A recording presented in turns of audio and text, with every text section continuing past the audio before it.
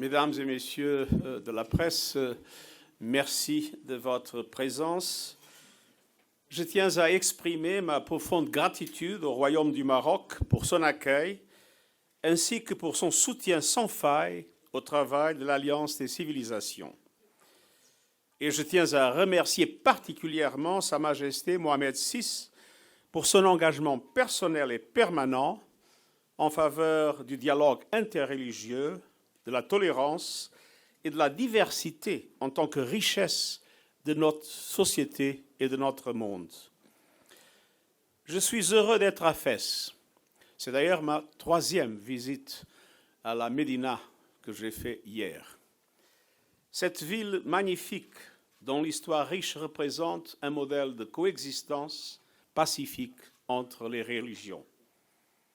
D'Ibn Khaldoun, père fondateur de la sociologie, à Gerbert d'Aurillac, qui a introduit les chiffres arabes en Europe, y compris le zéro. Nous ne connaissions pas le zéro en Europe avant cette introduction. Ou encore Maïmonide, le rabbin qui avait été le médecin personnel de Saladin. Nombreux sont ceux qui ont été attirés par Fès, lieu de rencontre et de brassage des cultures. L'Alliance des civilisations a été créée afin de favoriser une plus grande compréhension entre les peuples et les nations.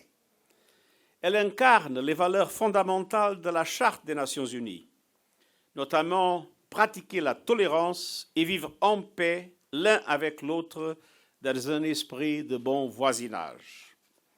Le thème de ce forum, vers une alliance de paix, vivre ensemble comme une seule humanité, est d'autant plus significant aujourd'hui. Les forces de la discorde et de la haine trouvent un terrain fertile dans un paysage marqué par les injustices et les conflits.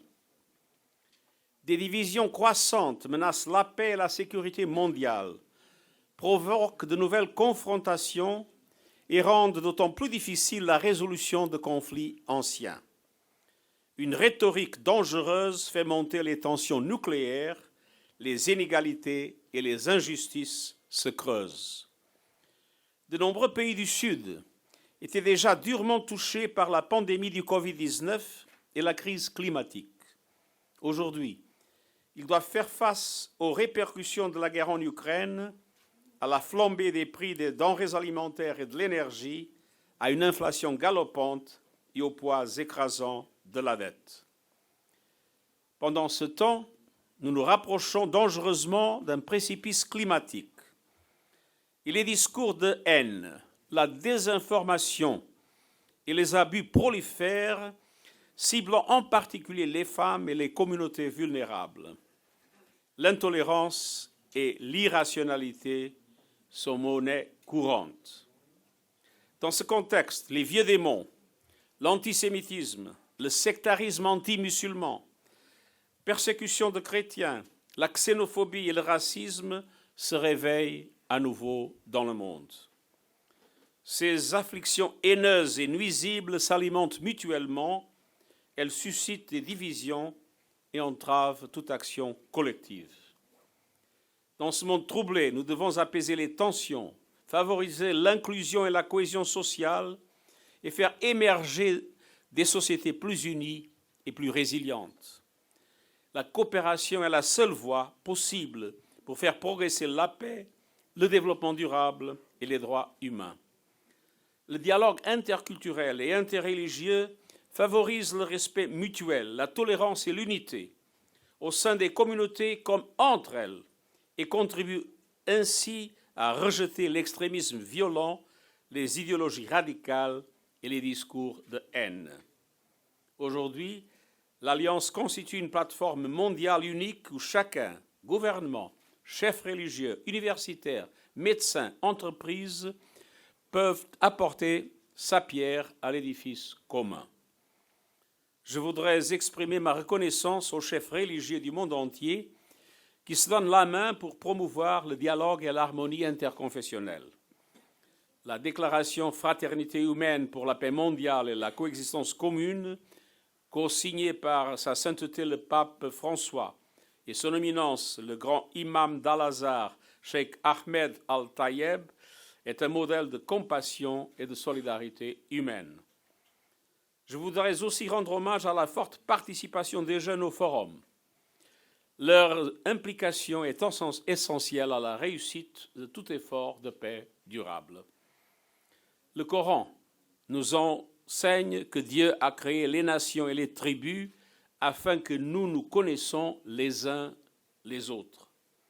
En cette période difficile, inspirons-nous dans ces mots de sagesse et restons unis en tant que famille humaine, une famille riche de sa diversité, égale en dignité et en droit, unie dans la solidarité. Je vais prendre deux questions, une question de la presse marocaine, une question de la presse internationale.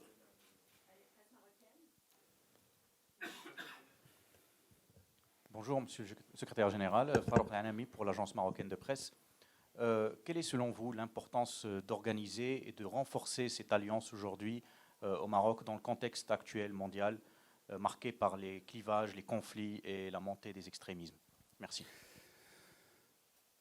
Je crois que la ville de Fès, qui a l'université la plus ancienne dans le monde, la ville de Fès, où j'ai hier, en visitant cette université, a des documents manuscrits des grands philosophes musulmans, chrétiens et juifs.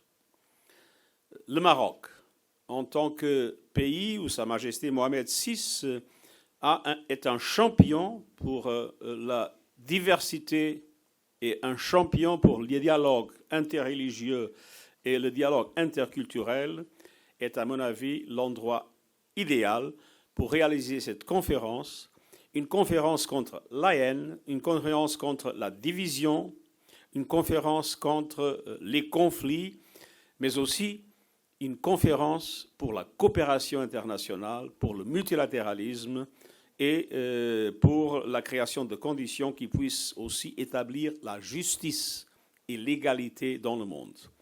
Et le faire en Afrique a une signification profonde.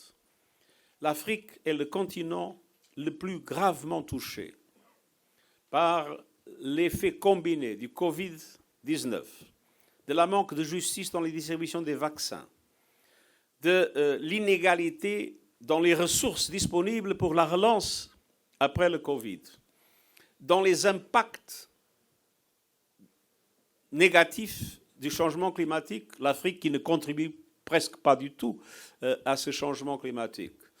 L'Afrique où il n'y a pas suffisamment d'appui financier à des pays qui sont submergés par la dette et qui n'ont pas l'espace fiscal nécessaire pour répondre à ces situations dramatiques de croissance des prix, de l'énergie, des prix des denrées alimentaires, accélérées maintenant par la guerre en Ukraine. Alors, réaliser cette conférence en Afrique, le continent qui est victime de l'injustice internationale, le réaliser au Maroc, où le roi est un champion du dialogue interreligieux, et le réaliser à Fès, qui elle-même est une ville que représente la coexistence de la diversité et de l'inclusion, c'est à mon avis parfaitement adéquat. On va donner une autre question à Al Jazeera.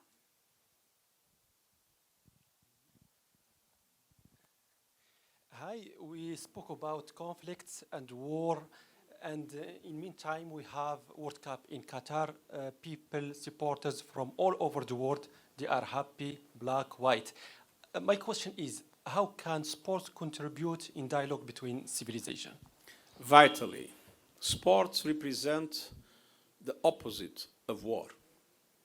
In sports, people are able to compete in loyalty and in respect to each other, independently of religions, of cultures, of ethnicities, and do so in a way that brings together people from all over the world. there is a particular initiative of the Alliance of Civilizations in which sport has a very important component. So, if those that make wars should dedicate themselves to sports, to culture, to art, and to the most noble activities of the human species, the world would be much better. Sports are an antidote to war.